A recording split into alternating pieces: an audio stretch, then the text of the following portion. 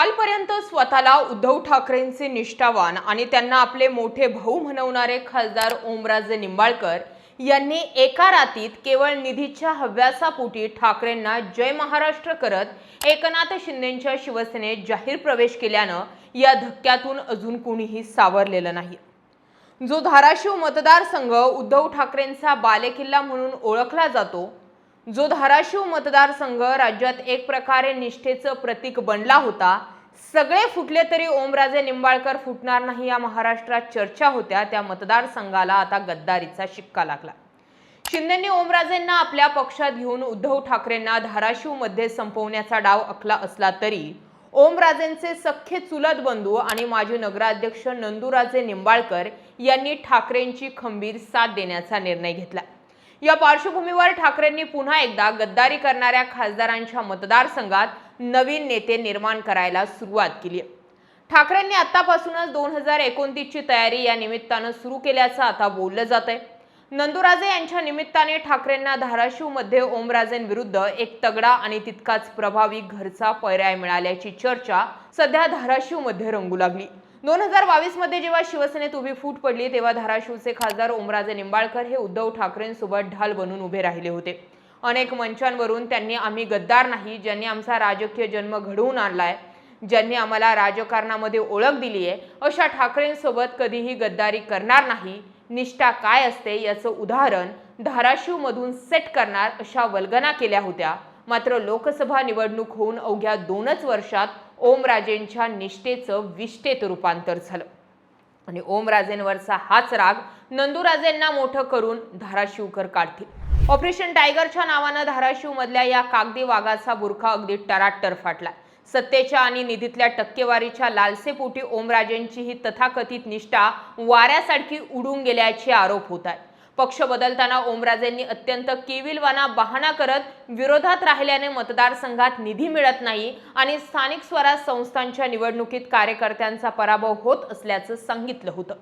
हे कारण 2022 ला चाललं, पण 2026 ला याचा पर्दाफाश झाला। परंतु जेव्हा 2 वर्षात मिळालेल्या या निधीच्या खर्चांचा आलेख समोर आला तेव्हा ओमराजेंचं हे खोटं देखील जनतेच्या समोर आलं। ज्या धाराशिवच्या जनतेनं आणि शिवसैनिकांनी उद्धव ठाकरेंचा चेहरा पाहून ओमराजेंना भरभरून मतं दिली, त्याच मतदारांच्या पाठीत ओमराजेंनी सत्तेच्या उबदार खुर्चीसाठी थेट खंजीर खुपसला। केवळ स्वतःच्या स्वार्थासाठी आणि सत्तेच्या सुखासाठी त्यांनी मातोश्रीशी केलेली बेईमानी आजही धाराशिवच्या सामान्य कार्यकर्त्यांच्या पचनी पडलेली नाहीये। ओमराजेंच्या या बंडखोरीमुळे उद्धव ठाकरे गटाला धाराशिव मध्ये मोठा धक्का बसेल असा शिंदे गटाचा कयास होता। मात्र निंबाळकर कुटुंबातूनच ओमराजेंना पहिला आणि सर्वात मोठा हादरा बसलाय। ओमराजेंचे बंधू नंदूराजे निंबाळकर यांनी थेट पत्रकार परिषद घेऊन आपल्याच भावाच्या निर्णयावर तीव्र आक्षेप घेतलाय। ओमराजे निंबाळकरांनी इतकी क्रेज नसली तरी ओमराजेंना नंदूराजे पर्याय ठरतील असं धाराशिवचं गणित आहे। धाराशिवच्या जनतेला ही गोष्ट अजिबात पटलेली नाहीये। संकट काळात ठाकरेंची साथ सोडणे हा विश्वासघात असल्याचं त्यांनी म्हटलंय। नंदूराजे यांनी स्पष्ट केलंय की ते उद्धव ठाकरेंसोबत पूर्ण ताकदीने एकनिष्ठ राहतील। उद्धव ठाकरेंनी आदेश दिला तर मी स्वतः खासदार ओमराजे निंबाळकर यांच्या विरोधात रस्त्यावर उतरून निवडणूक लढण्यास तयार असल्याचा आक्रमक पवित्रा सुद्धा त्यांनी घेतला। नंदूराजे हे धाराशिवचे माजी नगराध्यक्ष असून त्यांचा स्थानिक पातळीवरील कार्यकर्त्यांशी दांडगा जनसंपर्क आहे। शिवाय ओमराजेंचा राग हा नंदूराजेंना ताकद देऊन धाराशिवकर भरून काढतील। ठाकरेंच्या सेनेचे सहसंपर्क प्रमुख म्हणून ते जिल्ह्यात आधीच सक्रिय आहेत। नंदूराजेंच्या या भूमिकेमुळे आता धाराशिव मध्ये निंबाळकर विरुद्ध निंबाळकर अशी राजकीय लढाई पाहायला मिळणार आहे। उद्धव ठाकरे येत्या 28 जून रोजी धाराशिवच्या दौऱ्यावर येत असून त्यांच्या स्वागताची आणि शक्ती प्रदर्शनाची संपूर्ण जबाबदारी आता नंदूराजे यांनी आपल्या खांद्यावर घेतली आहे। सत्ता आणि वैयक्तिक स्वार्थासाठी उद्धव ठाकरेंना दगा देणाऱ्या ओमराजेंना धाराशिवची जनता धडा शिकवणार का हे येणारा काळच ठरवेल। पण नंदूराजे निंबाळकर यांच्या रूपाने उद्धव ठाकरेंना धाराशिवचा गड राखण्यासाठी एक निष्ठावान, खंबीर आणि स्थानिक पातळीवर मजबूत असलेला पर्याय नक्कीच मिळाला असल्याचं राजकीय जाणकार सांगतात।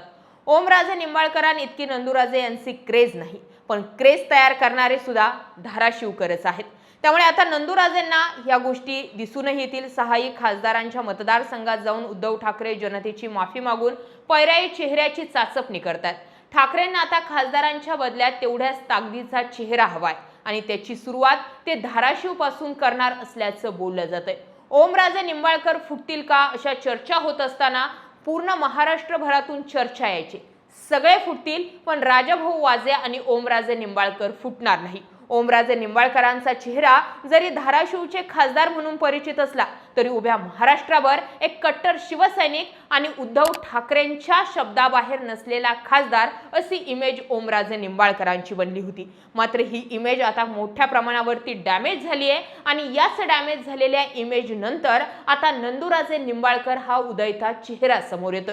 त्यामुळे आता या उगवत्या चेहऱ्यामागे धाराशिवकर उभे राहतात की ओमराजे निंबाळकरांची क्रेज कायम राहते हे ज्यावेळी उद्धव ठाकरे धाराशिवचा दौरा करतील आणि पुढची लोकसभा निवडणूक लागेल त्यावेळी स्पष्ट होऊ शकतं. तुम्हाला काय वाटतं? ओमराजे निंबाळकरांची रिप्लेसमेंट नंदूराजे निंबाळकर करू शकतात का? की ओमराजे निंबाळकरांना मोठं करणारी जी लोक होती तीच लोक ओमराजे निंबाळकरांना खाली बसवू शकतात आणि नंदूराजे निंबाळकरांना ताकदही देऊ शकतात का? प्रश्न. या सगळ्या मुद्द्यांकडे तुम्ही कसं पाहता कमेंट सेक्शनमध्ये जरूर व्यक्त व्हा. अशाच माहितीपूर्ण व्हिडिओसाठी आपल्या चॅनल आवर्जून सबस्क्राईब करा. जय महाराष्ट्र.